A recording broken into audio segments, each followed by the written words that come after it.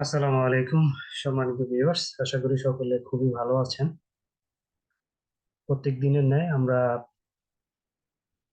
খুবই শর্ট করে আজকের দিনের অ্যানালাইসিসটা একটু দেখব। আজকের দিনের মার্কেটের মুভমেন্ট কি হতে পারে সেটা একটু দেখব, এবং আমাদের ট্রেড সেটআপ কি হতে পারে আজকের দিনের সেটা একটু আমরা খেয়াল করব। তো সকলে মনোযোগ দিয়ে আপনার ভিডিওটা শেষ পর্যন্ত দেখবেন। আর এখানে যদি মনোযোগ না দেন তাহলে সেই ক্ষেত্রে আপনারা ভিডিও যেখানে আমি আপনাদেরকে এন্ট্রি সেটআপ গুলো দিই সেই এন্ট্রি সেটআপ গুলো না হলে হয়তো আপনারা মিস করতে পারেন। এই জন্য একটু মনোযোগ সহকারে দেখবেন। ঠিক আছে, চলেন আমরা অ্যানালাইসিস শুরু করি। আমাদের এখন আমরা আছি হচ্ছে গোল্ডের চার্টে। আপনারা দেখছেন গোল্ডের ডেইলি চার্টে আমরা আছি। যদি আপনি ডেইলি ক্লোজিংটা দেখেন, আপনারা যদি ডেইলি ক্লোজিংটা দেখেন তাহলে আপনারা দেখবেন যে গত 1 দিন 2 দিন 3 দিন 4 দিন 5 দিন, গত 5 দিন মার্কেটটা বুলিশ মুভমেন্টে আছে। যদিও মার্কেট বুলিশ মুভমেন্টে আছে, গতকালকে আমি আপনাদেরকে বলেছি যে মার্কেট বুলিশ মুভমেন্টে থাকলেও কিন্তু খুব ভালো একটা মোমেন্টামের সাথে উঠে নাই এই পর্যন্ত আসতে। কিন্তু মানুষ মার্কেট 5 দিন সময় লাগাইছে শুধু এখান থেকে এই পর্যন্ত আসতে। যেটা এত সময় লাগার কথা না। খুবই মোমেন্টাম ছিল না এবং খুব ধীর গতিতে মার্কেট আসছে। যাই হোক, যদিও আপনার ডে 1 ক্যান্ডেল থেকে মার্কেট বুলিশ দেখাচ্ছে। তো গতকালকের ভিডিওতে আমি ডিএক্স এর একটা বিষয় আপনাদেরকে শেয়ার করেছি, সেক্ষেত্রে বলেছি মার্কেটটা হয়তো ডাউন করতে পারে। তো আজকের দিনে হয়তো মার্কেটের অনেকগুলো ফান্ডামেন্টাল নিউজও আছে, সেইটাকে বেসিস করে হয়তো মার্কেটটা আবার ডাউনের দিকে চলে আসতে পারে। তো যাই হোক, আমরা যদি ডে 1 ক্যান্ডেলের গতকালকে ক্লোজিংটা দেখি, বেশি একটা ভালো ক্লোজিং না। ঠিক আছে, যা এটা অনেকটা আপনার যদি মার্কেট আজকের দিন যদি মার্কেট নিচে এসে ক্লোজ দিতে পারে তাহলে কিন্তু মার্কেট ডাউন করবে। আজকের দিনের এই ক্যান্ডেলটার নিচে যদি এসে ক্লোজিং দিতে পারে তাহলে কিন্তু মার্কেট ডাউন করবে। এটা হচ্ছে ডে 1 এর বেসিসে। তবে আজকের গোল্ডের অ্যানালাইসিসটা অনেকটা ইজি। আপনারা যদি গতকালকে ভিডিও দেখেন তাহলে অনেকটা ইজি। H1 চার্টে যদি যাই তাহলে আমি আপনাদেরকে যদি দেখাই, আমাদের যে লেভেলটা ছিল, যে লেভেলটা থেকে আমরা ট্রেড করবো বলেছিলাম সেটা হচ্ছে 27 থেকে 31। আপনাদের আশা করি মনে আছে। এই লেভেলটা বলেছিলাম আমাদের জন্য একটা ইম্পর্টেন্ট জোন। এখান থেকে যদি মার্কেট ক্রস করে উপরের দিকে যায় আমরা বাই সেট আপ করবো, আর যদি নিচের দিকে চলে আসে তাহলে আমরা সেল সেট আপ করবো। এটা ছিল আমাদের গতকালকের প্ল্যান। আমরা মোটামুটি যারা গ্রুপে আছেন, সিগন্যালের মাধ্যমে যারা ট্রেড নিয়েছেন, মোটামুটি আমরা দুটো ট্রেড কালকে নিয়েছি এবং প্রফিট করতে পেরেছি। তো যাই হোক, এখানে যে ইয়াটা আছে, জোনটা আছে, এই জোনটাতে এখনো মার্কেট রেসপেক্ট করতেছে। এই জোনটার ভিতরেই মার্কেট আছে। গতকাল রাত্রে আবার এফওএমসি ছিল, মার্কেট একটু নেমে এসে আবার আহ, একটু টান দিয়ে উপরের দিকে উঠায়। যদিও বললাম যে উপরের দিকে উঠার ক্ষেত্রে মার্কেটের মোমেন্টটা খুব কম। H1 এর যে চার্ট, এই চার্ট যদি আপনারা দেখেন তাহলে মার্কেটটা এখন বর্তমানে যদি আমরা ধরি তাহলে 2000 থেকে শুরু করে 2014 যে জোনটা আছে এবং উপরের দিকে 2027 থেকে শুরু করে 2013 এই জোনটা হচ্ছে মার্কেট। এর মাঝখানে হচ্ছে মার্কেট জোনাল। তো এই দুই জোনের মাঝখানে যতক্ষণ আছে ততক্ষণ মার্কেটকে জোনাল ধরে নিব। উপরের দিকে যখন এই জোনটা ক্রস করে যাবে আমরা এখান থেকে বাইয়ের চিন্তা ভাবনা করবো। আর যদি সেল হয় এখান থেকে আমরা সেল করতে পারি 2014 থেকে 10 এই জায়গাটা পর্যন্ত। এখানে আমরা ওয়েট করব। আবার এই জোনটা যদি ক্রস করে যায় তাহলে আমরা সেলের কি করতে পারবো, প্ল্যান করতে পারবো। যদি 15 মিনিট চার্টে যাই তাহলে আরো একটু আমরা একটু যদি ভালো করে খেয়াল করি তাহলে আপনারা একটু দেখবেন। যদি আমরা একটু মার্ক করি তাহলে মার্কেট একটা শর্ট টার্ম ট্রেন্ড কিন্তু এখানে করে রেখেছে। একদম শর্ট টার্ম ট্রেন্ড ধরতে পারেন এটাকে। যদি আমরা 15 মিনিট চার্টে ইয়া করি, মার্ক করি, তাহলে এখানে কিন্তু মার্কেট একদম খুবই শর্ট টার্ম একটা ট্রেন্ড মার্কেট এখানে ক্রিয়েট করেছে। যদি এই জায়গাটা আরো একটু আপনারা ইয়া করেন তাহলে দেখবেন এইখানে মার্কেটটা কারেক্টটা চেঞ্জ করেছে। মার্কেটের কারেক্টটা চেঞ্জ হয়েছে এখানে। এখন বর্তমান লোটা হচ্ছে এই জায়গাতে। এটা হচ্ছে এখন মার্কেটের বর্তমান লো। ঠিক আছে, তাহলে মার্কেট যদি এখানে কারেক্টটা চেঞ্জ করে এইখান থেকে কোথাও একটা থেকে মার্কেট হয়তো এই পর্যন্ত সেল হবে, আবার হয়তো বাই হয়ে এই পর্যন্ত সেল হতে পারে। এটা হতে পারে মার্কেটের ওভারভিউ। তাহলে আমরা এখন যেটা করব, এই জায়গাটা থেকে অবজার্ভ করব। অবজার্ভ করে যদি আমরা দেখি এখান থেকে কোনো ভালো সেল ডিরেকশনে ইয়া পাই তাহলে আমরা এখান থেকে সেল করব। আর এই জোনটা যদি উপরের দিকে চলে যায় তাহলে আমরা এখান থেকে বাই করব।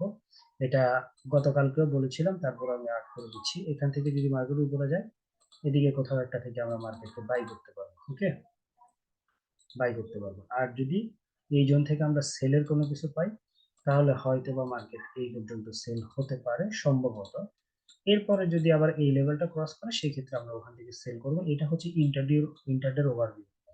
ঠিক যেখানে যে জোনে যেভাবে দেখাইছি যদি ওইভাবে ট্রেড দেন তাহলে আশা করি ভালো এবং কোয়ালিটি ট্রেড নিতে পারবেন। আবারও বলতেছি, এই জোন থেকে উপরে ক্রস করার আগে বাই চিন্তা করার দরকার নেই।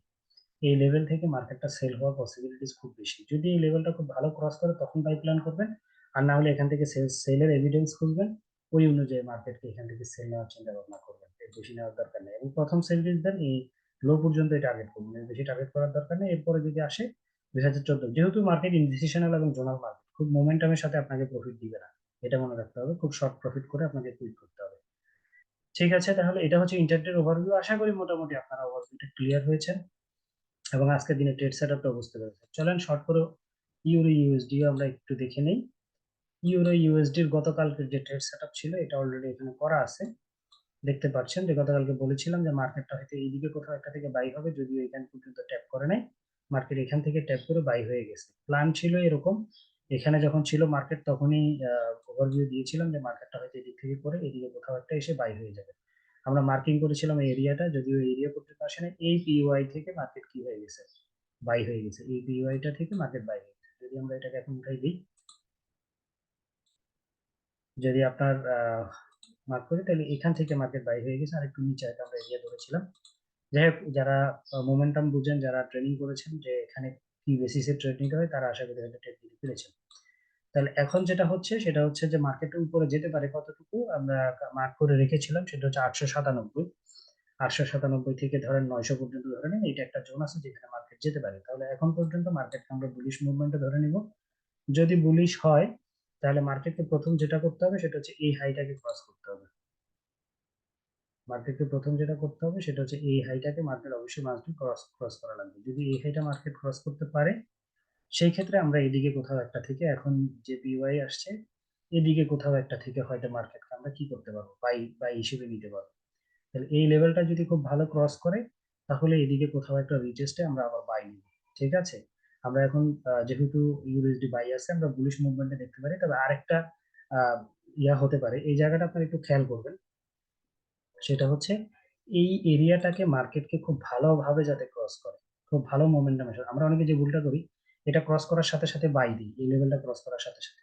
এটা কখনোই করবেন না। এখানে যদি মোমেন্টাম ক্যান্ডেল হয় বা মার্কেট উপরের দিকে যাওয়ার চিন্তা ভাবনা থাকে, অনেক উপরে চলে যাবে, গিয়ে তারপর যখন আপনার এদিকে কোথাও একটা রিটেস্ট করবে তখন আমরা বাই নিই। তাহলে হতে পারে কি এরকম কোথাও একটা আসবে, এই এরিয়া থেকে কোথাও একটা থেকে আমরা বাই বাই প্ল্যান করবো। এটা হচ্ছে মার্কেটের বাই প্ল্যান, এতটুকু হতে পারে। এটা হচ্ছে নাম্বার ওয়ান প্ল্যান আমাদের, এদিকে কোথাও একটা থেকে আমরা বাই করবো। তবে অবশ্যই এই জায়গাটা ক্রসটা ভালো করে দেখবেন। যারা ট্রেনিং ছিলেন বা যারা মোটামুটি কাজ করেন, তারা আমার সাথে কাজ করছেন, তারা জানেন যে এখানে কোন জিনিসগুলো দেখতে হয়।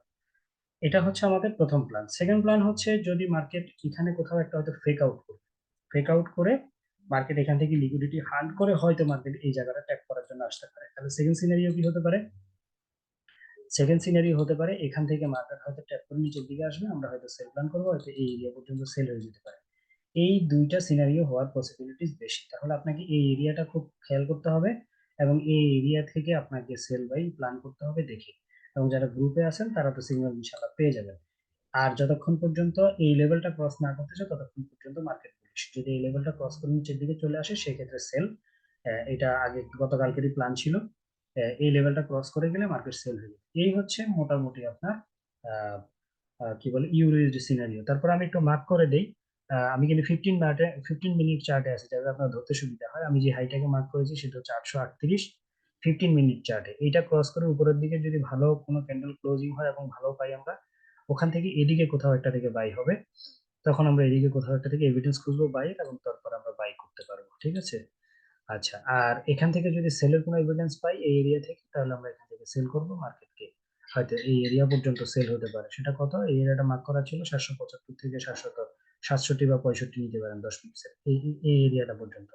আর যেখানে আমি মার্ক করে আছি লাল দাগ দিয়ে সেটা হচ্ছে 761, 760। এই লেভেলটা যদি ক্রস করে নিচের দিকে চলে যায় সেই ক্ষেত্রে আমরা আবার সেল প্ল্যান করতে পারবো।